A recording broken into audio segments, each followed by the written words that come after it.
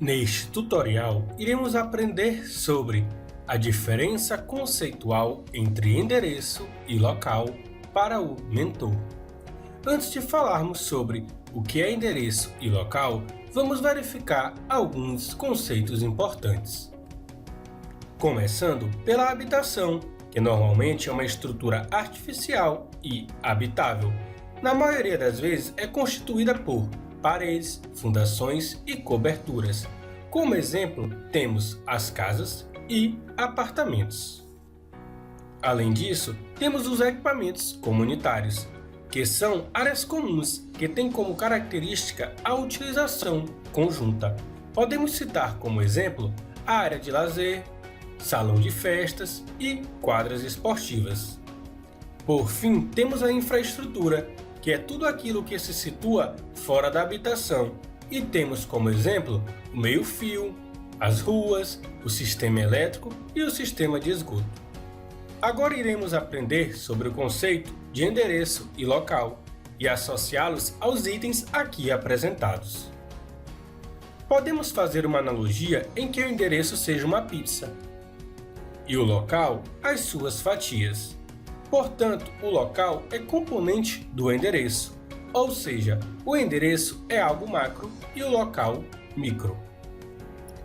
Em termos práticos, vamos exemplificar uma obra, onde o seu modelo construtivo são blocos, que em cada bloco existem os seus respectivos apartamentos.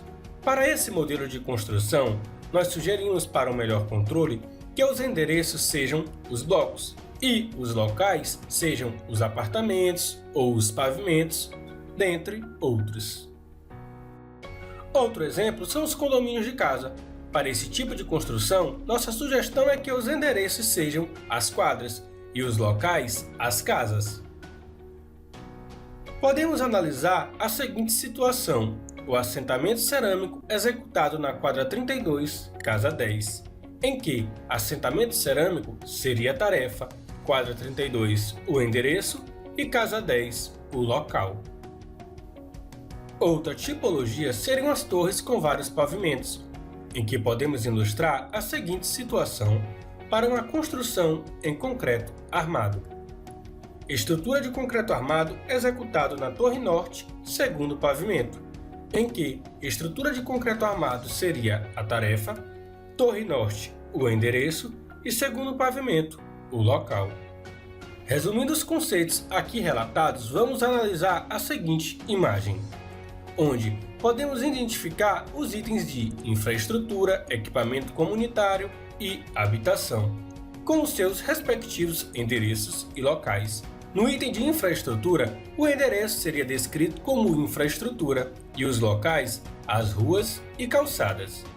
Para o item equipamento comunitário, o endereço seria descrito como equipamento comunitário e o local, o playground.